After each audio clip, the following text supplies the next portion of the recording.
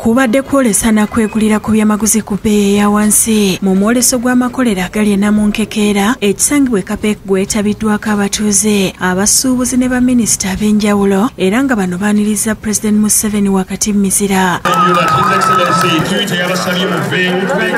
Asoose kulambula midaala kweboolesereza ebintu eby'enjawulo ebikolebwa mu makolero ga kuno.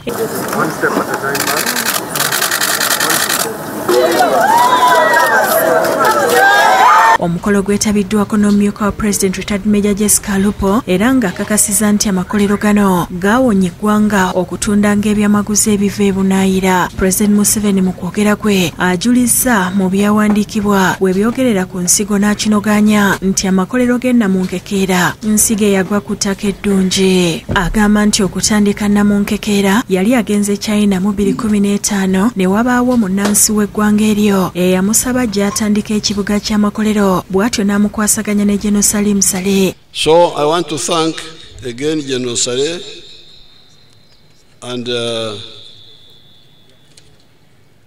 our investors for developing the Namunkekeera Industrial Park, and I'm going to meet both the investors and the committee of General Saleh to hear what ideas they have. Download the app on App Store or Google Play Store now. Vision Digital Experience, the future of media.